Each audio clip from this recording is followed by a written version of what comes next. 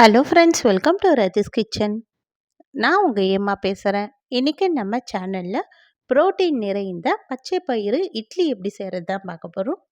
Friends, இந்த ரெசிபியை ரொம்ப சுலபமாக செஞ்சிடலாம். இந்த இட்லியை நம்ம வாரத்துக்கு ஒரு முறையாவது நம்ம வீட்டில் செஞ்சு கொடுத்தோன்னா குழந்தைங்கலேருந்து பெரியவங்களுக்கு வரைக்குமே ரொம்ப விருப்பமாக சாப்பிடுவாங்க. ரொம்ப ஆரோக்கியமும் கூட. இந்த இட்லி நம்ம பச்சை பயிரை வச்சு செஞ்சோன்றது இந்த கலரை வச்சு தான் அவங்க கண்டுபிடிப்பாங்க தவிர மற்றபடி டேஸ்ட்டில் எந்த ஒரு டிஃப்ரெண்ட்டுமே தெரியாது. சாதாரண இட்லியை விட இது ரொம்ப டேஸ்ட்டாகவே இருக்கும். இந்த இட்லி செய்கிறதுக்கு கரெக்டான ரேஷியோவில் எப்படி மாவு அரைக்கலாம்னு நம்ம வீடியோக்குள்ளே போய் பார்க்கலாம். வீடியோக்குள்ளே போகிறதுக்கு முன்னாடி நம்ம சேனலை முதன்முறையாக பார்க்குறீங்கன்னா சப்ஸ்கிரைப் பண்ணிவிட்டு பாருங்கள் ஃப்ரெண்ட்ஸ். இப்போ வாங்க வீடியோக்குள்ளே போகலாம்.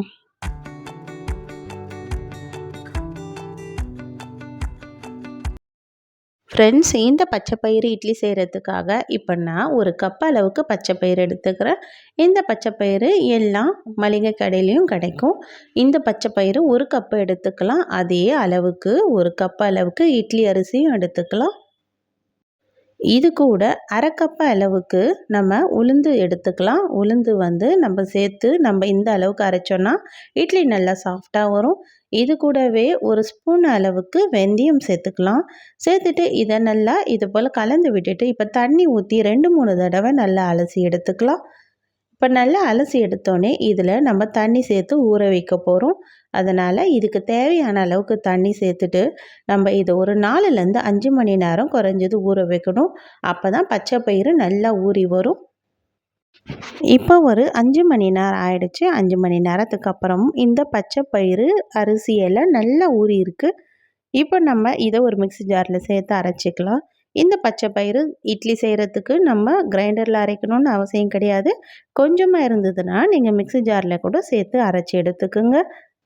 இப்போ சாதாரணமாக நம்ம மாவு அரைக்கிற பதத்தில் இந்த பச்சை பயிறு அரிசியெல்லாம் சேர்த்து கொஞ்சமாக தண்ணி சேர்த்து நம்ம அரைச்சி எடுத்துக்கலாம். ஒரு 1/4 டம்ளர் அளவுக்கு தான் தண்ணி சேர்த்துட்டு நான் அரைச்சி எடுத்துக்கிறேன்.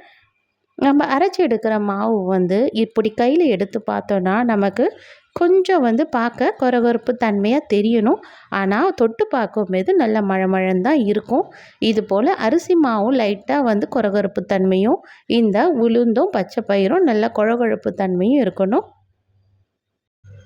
இப்போ நம்ம அரைச்சி எடுத்துக்கிற இந்த மாவை ஒரு பாத்திரத்தில் மாற்றிடலாம். இப்போ இது போல் எல்லா மாவையுமே இதே பதத்தில் நம்ம அரைச்சி எடுத்துக்கலாம். இப்போ எல்லா மாவையும் நான் அரைச்சி எடுத்துட்டு இது போல் மிக்ஸி ஜாரையும் அலசிட்டு கொஞ்சமாக தண்ணி சேர்த்துட்டு ஒரு 1/4 டம்ளர் அளவுக்கு மட்டும் தண்ணி சேர்த்துட்டு நான் இதில் ஊற்றிடுறேன். இப்போ நம்ம இதில் கொஞ்சமாக மாவு எடுத்து வச்சுக்கிறேன். எப்போல்லாம் நம்ம மாவு அரைக்கிறோமோ இது போல் கொஞ்சமாக மாவு எடுத்து ஃபேஸ் பேக்காக கூட இதை யூஸ் பண்ணுங்க. ரொம்ப நல்லாயிருக்கும், முகம் ஷைனிங்காக. இது கூட இப்போ நம்ம உப்பு சேர்த்து நல்லா கரைச்சி எடுத்துக்கலாம். இதுக்கு தேவையான அளவுக்கு ஒரு ஸ்பூன் அளவுக்கு கல்லுப்பு சேர்த்துட்டு நல்லா இது போல் கையில் நல்லா கலந்து விட்டுடலாம்.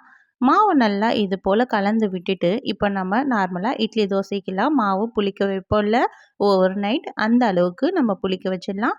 குறைஞ்சது நம்ம 6லேருந்து 7 மணி நேரமாவது நல்லா புளிச்சு வரணும். இப்போ இதை நல்லா கலந்து விட்டாச்சு. இதை அப்படியே மூடி போட்டு நம்ம ஓவர் நைட் தான் நான் புளிக்க வைக்க போகிறேன். இது அப்படி இருக்கட்டும். இப்போ நல்லா ஒரு 8 மணி நேரம் ஆயிடுச்சு. நான் காலையில் தான் இதை எடுத்து அப்படியே இட்லி ஊற்ற போகிறேன்.